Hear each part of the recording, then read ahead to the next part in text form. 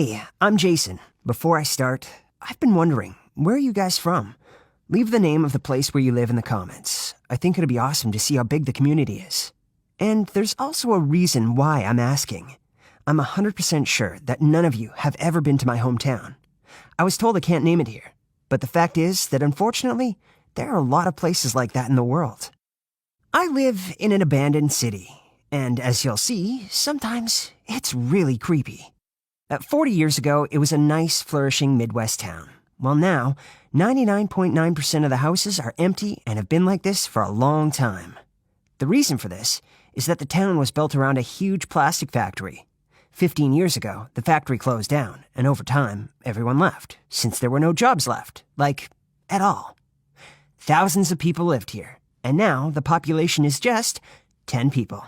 3 of them are my parents and I. First, my parents worked at the factory. Then, both of them managed to get jobs as the city was dying. Now they both work online, so why don't you guys just leave, you might ask? It's complicated. I think they're just too afraid to start over. Living here is cheap, and I guess they just don't want to change anything, even though we have to buy groceries in the neighboring city. And that's pretty much all of our interactions with the outside world.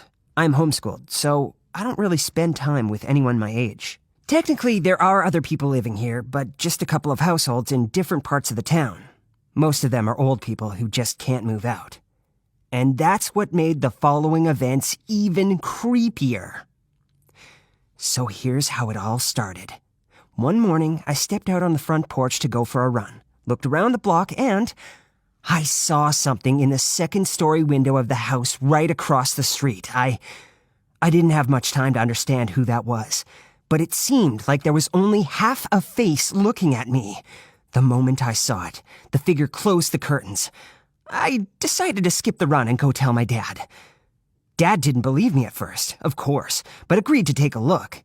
The man was not in the window anymore, but he noticed an old black van right by the house, and I gotta say, we hadn't seen another car here in years. Well, okay, ghosts don't usually drive vans, I guess, but serial killers do. Dad didn't freak out like I did. He just crossed the road and knocked on the door. No one answered. There was nothing we could do, so we decided to just keep our guard up. And when, during the same afternoon, we were leaving to go get some groceries, we saw the van on the road right near the house. The next thing we saw was a man with a box walking from the van toward the house. He turned his head, noticed us, and started walking faster. Half of his face was covered in bandages. That night, I could not fall asleep.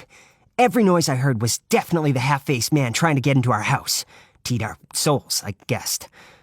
After a couple of days, it only got worse. We started to notice other people around that house. Like a woman whose hair was, unbelievably long, and children who seemed to appear out of nowhere and then disappear after a second. 2 of them seemed to be twin girls. It all became totally clear to me that, somehow, a portal to another dimension had opened across the road, and images of dead people from the past started to appear in that front yard. Don't ask me where I got this idea from, but it seemed obvious at the time. Another thing was that the last owners of the house took the curtains with them, and the first thing that the man did was hang heavy black curtains on the windows, which you couldn't see through, and when I was trying to think about what he was trying to hide, I got scared to death after a couple of versions. My parents and I decided to mind our own business for a while and to not be these dumb horror film characters that never seem to have a self-preservation instinct. After all, nobody had bothered us. Yet. But of course, when my parents left for the city the next day and I stayed on guard, I was kind of freaking out. I was looking out of the window the whole time for what was going on across the road. The bandaged man appeared in the second-story window many times, but he was not watching us anymore. He was doing something on the computer. The van was away for the whole morning. The lady was driving it. And when she came back, oh my God. I remember my shock all too well. Yeah, so she came back, parked the van, opened the trunk, and took out 2 huge black plastic bags. And I swear, what was sticking out of one of them was a human foot. I was just shocked. I reached for the phone to call the police. This was enough. But then I heard a noise in our backyard. I didn't want to go take a look, and I'm sure you understand why. But I was left on guard. so I kind of felt the responsibility to figure out what was going on. I sighed and rushed to the back door. The moment I opened it, I saw two twin girls and their older brother running in circles, like in some kind of ritual. I freaked out again, but they got scared even more when they saw me, since they thought they were in the backyard of another abandoned house.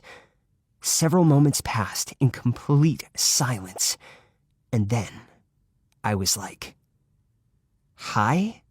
I was a bit disappointed when I learned that all of the versions of my horror story were false.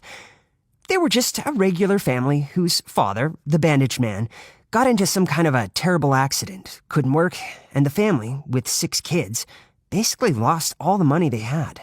To start over, they moved into an empty house in an abandoned city to cut their living costs. Their dad moved in first, and they arrived a couple of days later. And they chose a place with neighbors on purpose because this total emptiness does scare you at first. But their dad is still very embarrassed of the state he's in, so that's why he was hiding from us. Their dad is a photographer who works in film a lot, and that is what the curtains are for, to develop the film. And their mom was trying to become a fashion designer, so the foot that I had seen was one of the mannequins that she was using to work on her first collection. Now, I smile every time I remember my thoughts and feelings about the moment I saw it back then. Eventually, our families got to know each other, and I guess that made our life way better too. I mean, I was homeschooled for my whole life, and now I have 6 friends to hang out with. That's my story, guys. Thanks for watching. Oh, don't forget to leave a comment with where you are on the map, and subscribe to the channel for more videos.